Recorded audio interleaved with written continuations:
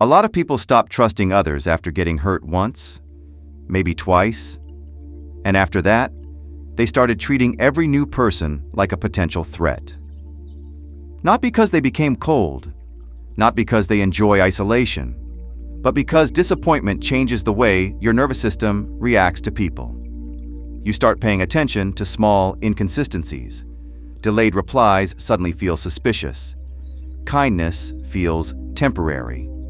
Promises sound rehearsed. And eventually, you don't even notice when caution slowly turns into emotional distance.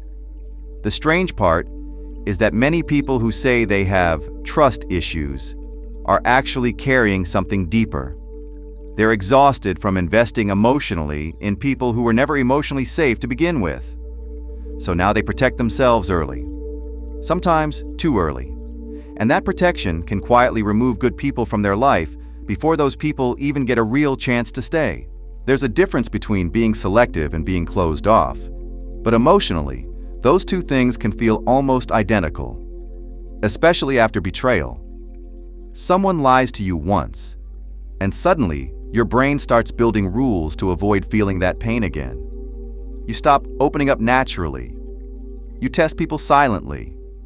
You wait for signs that they'll disappoint you. And the longer this pattern continues, the more emotionally normal it starts to feel. Some people even convince themselves they no longer need anyone. But human beings don't suddenly lose the need for connection just because they became more guarded. What usually happens instead is quieter. You still want honesty. You still want emotional safety. You still want someone who feels consistent. You've just become afraid of misreading people again. Because trusting the wrong person doesn't only waste time, it makes you question your own judgment afterward. That's why healing doesn't always begin with learning how to trust again. Sometimes it begins with learning how to recognize healthier patterns instead of emotionally familiar ones. A lot of emotionally unavailable people feel familiar because unpredictability became normal earlier in life. So, calm people can initially feel boring. Consistent people can feel suspicious. And emotionally safe people may not trigger the same intensity your brain learned to associate with connection. If this video resonates with you, subscribe and leave a comment. Not because you're broken, but because more people are quietly dealing with this than they admit out loud. Trust becomes dangerous when attention disappears, when you ignore repeated behavior, when you keep explaining away disrespect because you're emotionally attached to someone's potential instead of their actions. That's usually where the real damage starts. Emotionally healthy people are often easier to identify through small patterns, not dramatic moments. They respect boundaries without making you feel guilty for having them. They communicate consistently instead of disappearing whenever things become emotionally inconvenient. Their behavior remains relatively stable across different situations. And maybe most importantly, you don't constantly feel emotionally confused around them. Confusion gets romanticized far too often. People mistake emotional instability for depth because unpredictability creates emotional intensity. But intensity is not the same thing as safety. Someone can make your heart race while simultaneously making your nervous system feel exhausted. Real trust usually feels quieter than people expect. Less performance, less emotional guessing, less anxiety about where you stand. It doesn't mean perfection. It means emotional clarity becomes more common than emotional confusion. One reason people stay afraid of trusting again is because betrayal creates embarrassment alongside pain. You replay conversations in your head. You revisit moments you ignored. You remember warnings you defended against. And eventually the frustration stops being only about the other person. It becomes frustration toward yourself. That internal reaction is powerful because it changes future behavior. Now every new connection feels like a test of your judgment.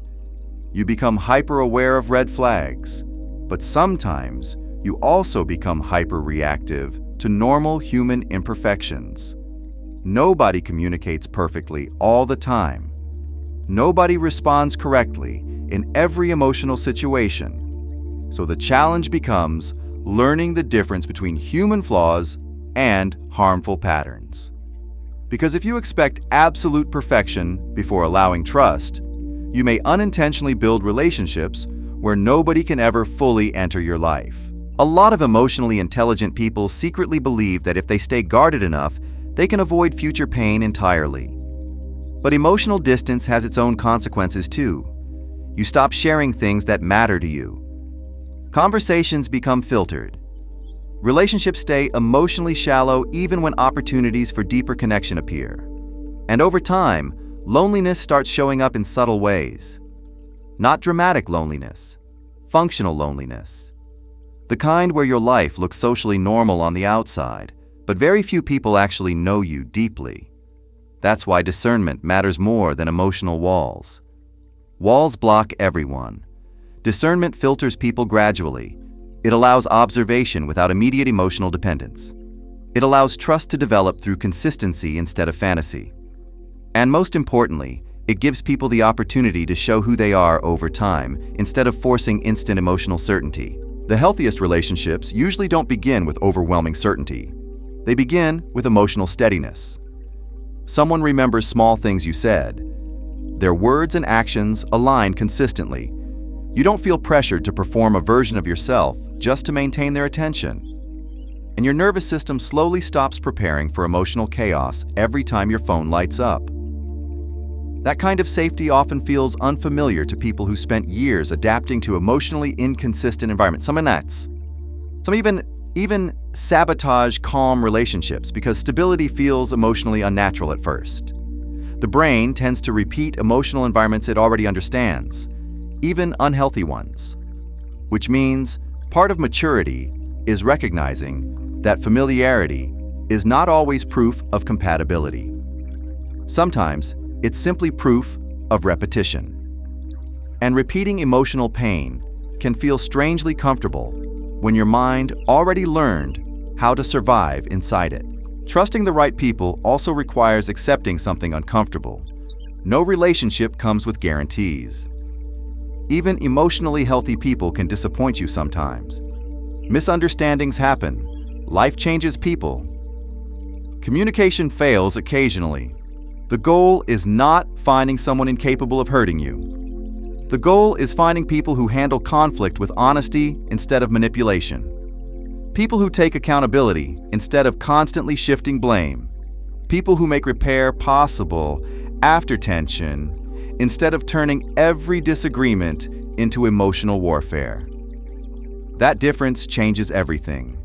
Because emotional safety is not built from perfection. It's built from reliability during imperfect moments. And ironically, people who understand this usually trust more wisely because they stop expecting impossible certainty from human relationships. They learn to evaluate character through repeated behavior instead of emotional intensity alone. A person who deserves your trust will rarely demand immediate access to every part of you. Healthy people understand pacing. They understand that emotional closeness develops gradually. Manipulative people often rush intimacy because speed prevents observation. Real connection usually grows slower than emotional fantasy, and slower isn't a bad thing. Slow gives you time to notice patterns, time to see how someone reacts under stress, time to observe whether kindness remains present when convenience disappears. The problem is that modern relationships often reward emotional immediacy, instant attachment, constant access, fast vulnerability. But emotionally mature trust tends to grow through repeated evidence, not emotional pressure. And once you truly understand that, fear starts losing some of its control. Because you realize trusting people does not require abandoning your awareness. It requires using your awareness more carefully. You do not need to become emotionally cold just to protect yourself from disappointment. You do not need to assume everyone will betray you. And you do not need to carry permanent fear every time someone gets emotionally close to you. The real shift happens when you stop asking, "Can I trust people?" and start asking, "Has this person consistently shown qualities that deserve trust?" That question changes the entire direction of your relationships. Because trust should not be given blindly, but it also should not be withheld permanently from everyone.